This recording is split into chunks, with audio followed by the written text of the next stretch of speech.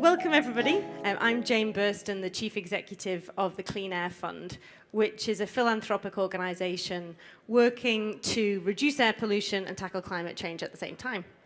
And I wondered if I could find out, first of all, where people are from and whether they've come to this talk because they feel like air quality in their city is poor or whether it's part of their role. So raise your hand if you feel like you live in a city where air quality is bad. Okay, everybody. That is unsurprising. The World Health Organization says that 99% of us live in places where the air that we're breathing is dirty and bad for our health. It's only really remote parts of the countryside where that is not the case. And it's the real reason why a lot of people come to work on the topic of air quality. They suffer themselves, they understand it's bad for their health and the health of their families. And so in the next 10 or so minutes, I'm going to tell you about air pollution, the impact that it has, how it's underfunded at the moment, but why it's a great investment opportunity.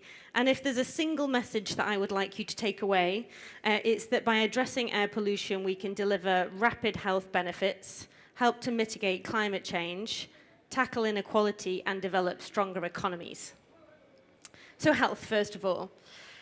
Well, air pollution is now the world's largest external threat to health. Last year, it had the dubious honor of overtaking smoking as a leading cause of death. And it kills 8 million people worldwide. It also leads to diseases like asthma, strokes, heart attacks, cancer, and dementia.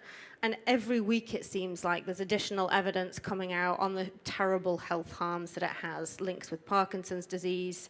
About a third of miscarriages in Southeast Asia are caused by air pollution. The effects are awful.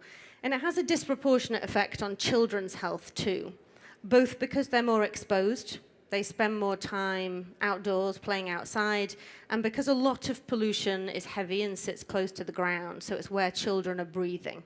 We don't even know the levels of pollution that they're breathing because the monitors that we use are often at an adult's head height or even higher to avoid the monitors being stolen. And so the pollution is a lot lower where children are. And they're more vulnerable physiologically because their organs are still developing. This is why every day almost 2,000 young children die due to air pollution, more than malnutrition. So as well as children, the impact of air pollution falls significantly on the poor. I think wherever you live in the world, it's the lower income communities that are more exposed because they can't afford to move away from living on the side of the busy highway or next to the industrial facility. And those living in poverty are also much less likely to have access to healthcare, much more likely to have pre-existing health conditions that are exacerbated by pollution. And we also need to be careful when we're introducing new policies or interventions that we're not creating additional costs or barriers for those people. You know, they can't afford electric vehicles oftentimes. They might not be able to access the gentrified areas that we have cleaned up. So that's a lot of doom. But there is some good news, which I am moving on to now, which is that tackling air pollution can help to mitigate climate change and save money at the same time. And there are 3 ways that air pollution is linked to climate change. The first is that the pollutants that harm our health are often emitted at the same time as greenhouse gases, because 2/3 of outdoor air pollution comes from burning fossil fuels. So if the causes are the same, the solutions can also be the same. Second link is that, unlike climate change often, politicians and the general public are more motivated to tackle air pollution because they can see the immediate benefits to themselves and their families' health. So we find that air pollution tends to be less polarizing. And actually in a number of conversations with people that work for development banks, they say, what our investors would like us to focus on is climate and emissions reductions. What the recipient country government wants is a reduction in air pollution. So the 2 things can be tackled together.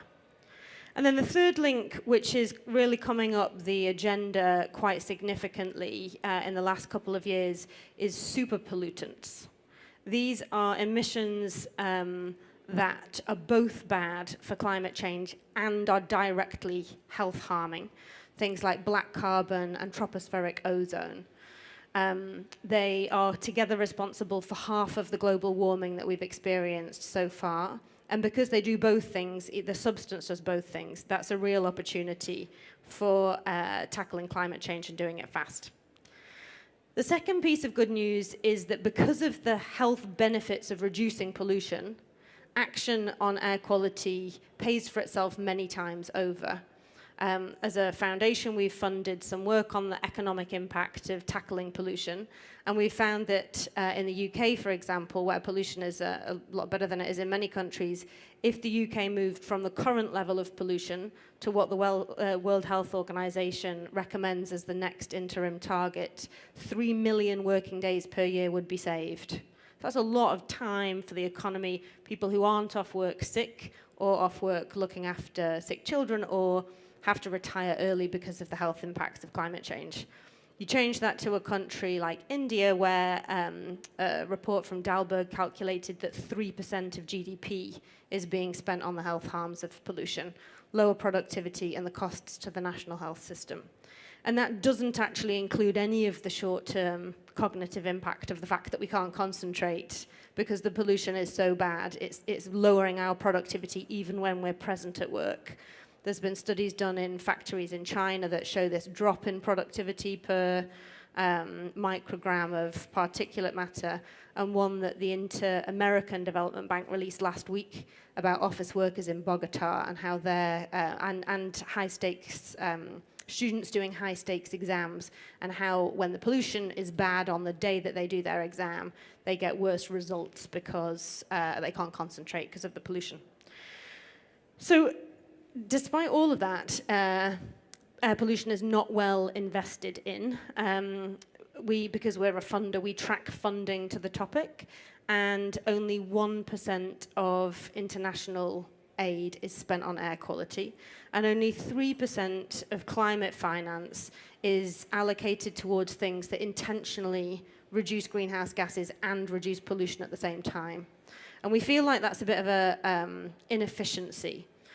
And a huge missed opportunity for governments, both to claim benefit for the impact that they're clearly having on some climate change projects where the air pollution benefit is not being measured, and to try and maximize the health benefit and the climate benefit at the same time, because actually not all climate action is air pollution reducing.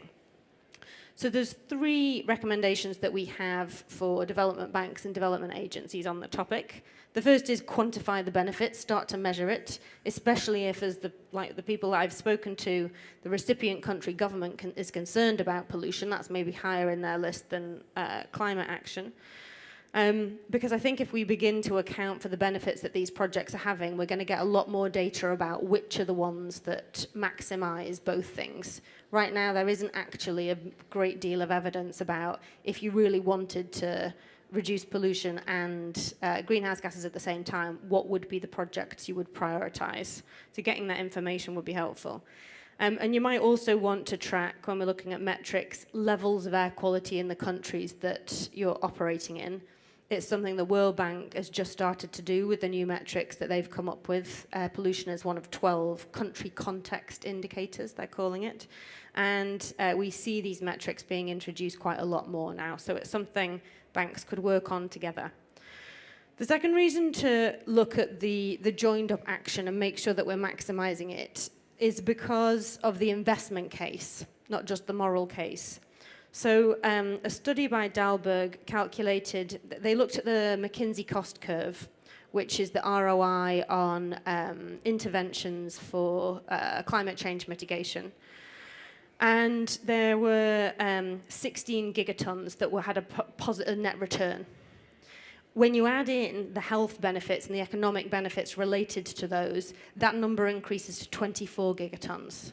So at the moment, when people are accounting for the investment case for climate action, they're not accounting for the additional benefit from reducing air pollution at the same time, and that would make the investment cases a lot stronger. Other research has shown that the money saved from cleaning up the air would more than pay for the costs of achieving the Paris Agreement. That's number 1, quantify the benefit. Number 2, Integrate air pollution measures across your projects. Now, I know that there's a lot of pressure to speed up the project development timeline in a lot of banks, and so saying, oh, by the way, just add this extra thing in is going to complicate things and increase the timelines. But there are fast ways of doing it. For example, the Asian Development Bank has a Clean Blue Skies program where they've just put a small pot of money aside to allow for consultancy time to insert those air quality elements into existing projects. And a group of development banks that we have been working with are about to launch a toolkit at the World Bank spring meetings to show exactly where project officers can start to do this integration. There's loads of guidance, there's case studies, and it's a hands-on practical tool. So if you would like a copy, come speak to me and I'll make sure you receive one when it's out. And then thirdly and finally, in some cases it is worth dedicating specific funding to air quality. We don't want to say, like, here's our issue, create another fund for this, because there are many funds, and I don't think that's helpful. But where it's a country priority, leading with air pollution might be the thing that gets action going. So, for example, again, the World Bank in India is allocating 1.5 billion to the most polluted area, the Indo-Gangetic Plain, and states are coming forward quite quickly with their plans to take on those loans and spend that money.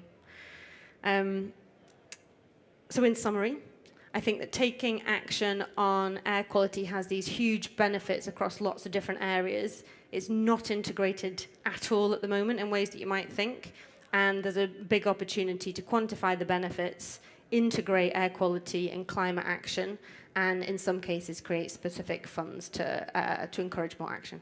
Thank you.